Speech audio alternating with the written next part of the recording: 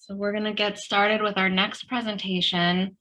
And Laine will be talking to us about navigating African political economy through role play simulation.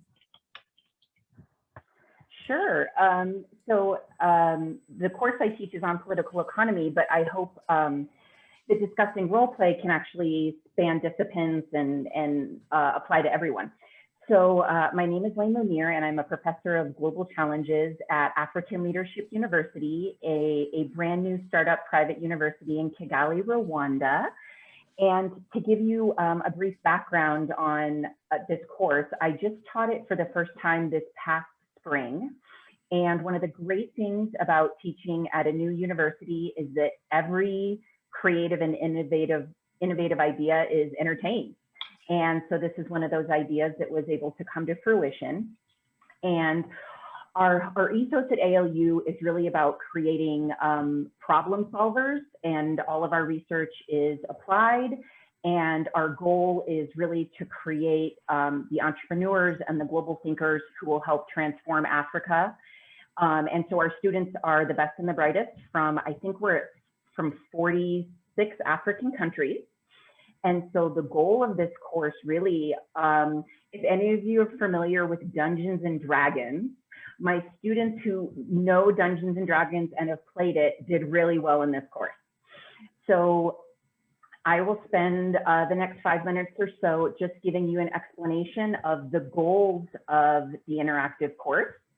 And then my goal had been to spend about 10 minutes giving you a flash version of the 90-minute class that we had every Friday. But it became clear to me that I could not condense 90 minutes into 10. So I'll just tell you about the course, and anyone who wants extra information can reach out to me. So we came up with a fictional country. I co-taught this course with another professor, and we named our fictional country Anakirfa. And if you're analytical, you can read that backwards and see that it spells Africana. And we took our students and we put them into 6 social groups, and we just assigned them randomly. And so students were assigned to be part of a labor union. So their goal was to increase their membership. They were part of labor interests. So their goal was to manage Anakirfa's debt in a productive way. Or they were part of a general population, and so their goal was to lower poverty rates for Anakirfa. Or they were assigned to any of 3 political parties. But interestingly, by the end of the course, we only had 2 political parties because of machinations among the students. And then one of the groups was also local business interests. So they were mostly Anakirfans who were concerned about GDP. And then the last group that students were assigned to was to be part of a media house. And so their goal was to really spin the narrative among the class. So this was a 12-week simulation. And the co-facilitator and I, we presented a brief of the country, and that was shared with the information that Ellie sent out if you had a chance to see it. So when we created Anakirfa, we really wanted a hybrid amalgamation of characteristics that are common across sub-Saharan Africa.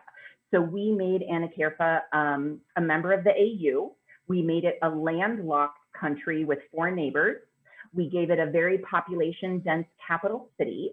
We gave it a colonial history in which it gained independence from France in '68, and then had a series of military dictatorships until the end of the Cold War. In 1989, it had its first election.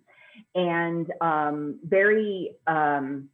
this was mostly based on Rwanda, but we made it incredibly small and population dense with a very low average age. So it's a country of young people.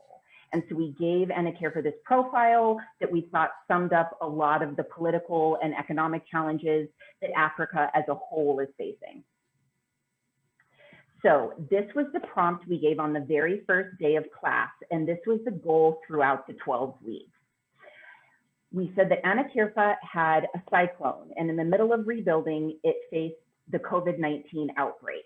So the other lure of this course, which was very popular and it got really great reviews among the students, is that it was very topical because our students are from all of these countries across Africa that are trying to deal with the global pandemic. So that's the decisions that the students had to make. And so the prompt for the course was, what is the best economic approach to achieving prosperity for all Anakerfin citizens, considering the conditions of COVID-19 and other political and economic challenges across the continent? And that was kind of our driving question.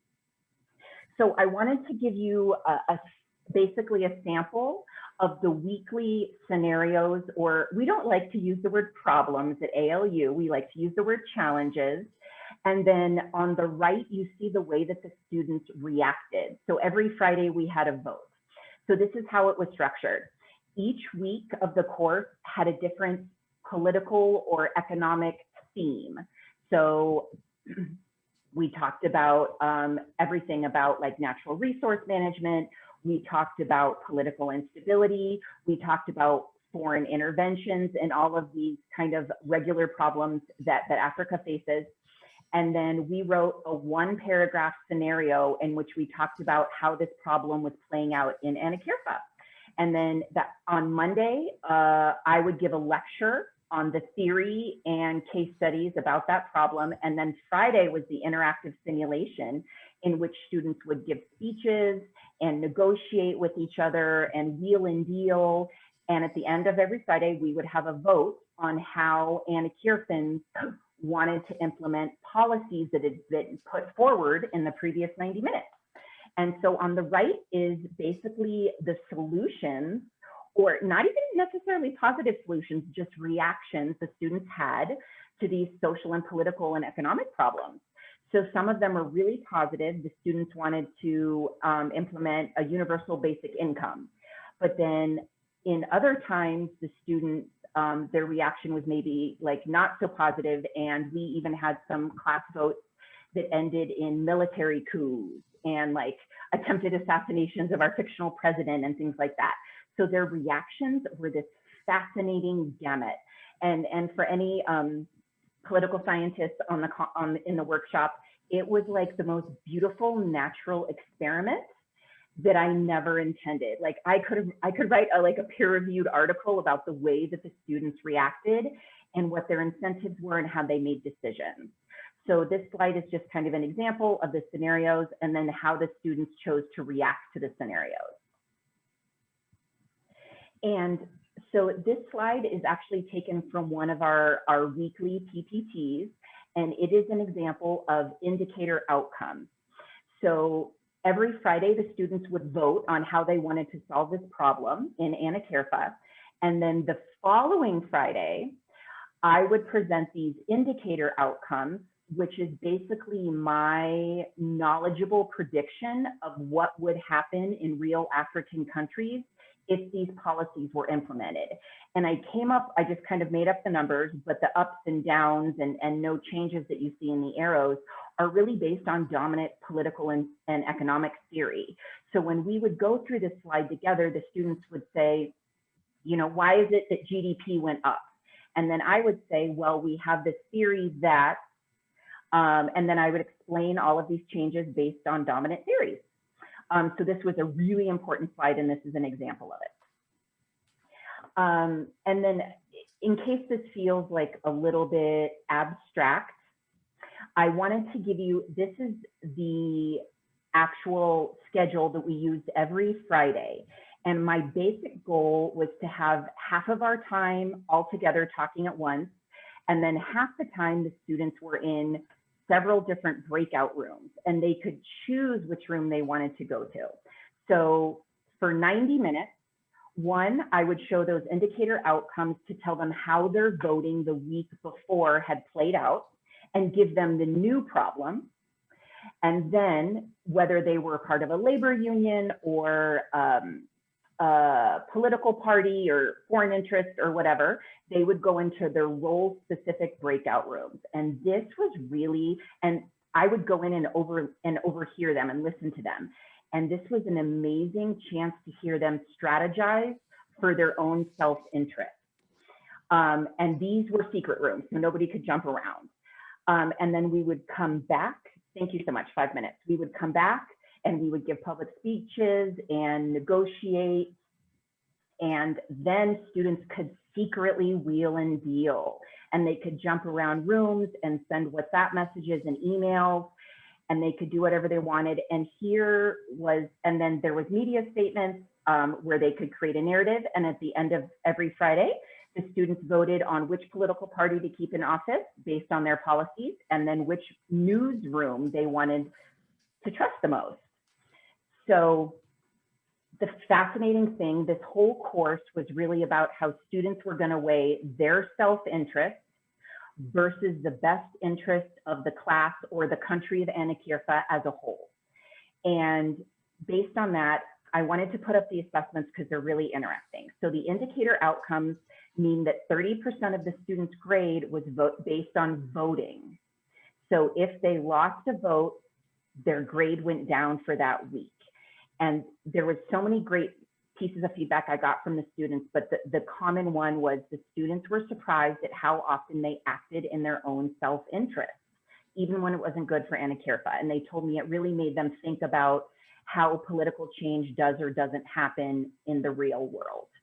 And then a rationale meant once a week, they had to explain why they made the decisions that they did. And then their final summative was an economic policy white paper. So that was how the course went. I want to end a few minutes early to allow for any questions, but that was a really brief version of how we did this interactive political economy simulation for undergraduate. And I'll stop my sharing. And there are 2 questions in the chat. Great. And Ellie? Great. Can I speak to Rikio? I had 2 cohorts of 30 students each. I would think that this accommodates anywhere between 20 to 40 students per class.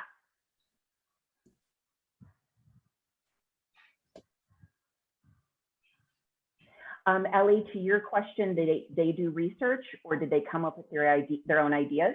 And it's both, actually.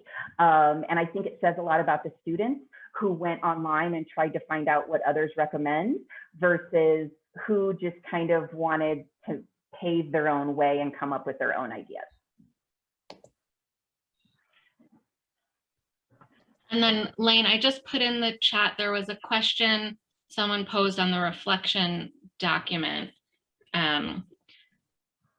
asking, how did you do the debriefing portion besides the assessments? How is this used as part of the learning and self-reflection? Great, Ellie. So whoever asked that, for debriefing, what do you mean by debriefing? So that was me, Mary Jane. Oh, great. So when I've done simulation, I don't know, traditionally it's just called debriefing, but you know, when the students step out of their role and they talk about what it felt like to play that role, you know, all those sorts of things. And it sounds to me like it was incorporated in the final assessments. Is that right? Or did you have like a group, like a focus group where students discussed or? Great question. So I held weekly office hours based on your role play group. So I would meet with all the politicians for an hour or every other week, or I would meet with all the labor unions for an hour. So we had an ongoing dialogue. And then the students also, speaking of diaries, kept a shared Google Doc with me in which they kept, basically they wrote down why they acted as an individual and then how they viewed Anakirkan society as a whole.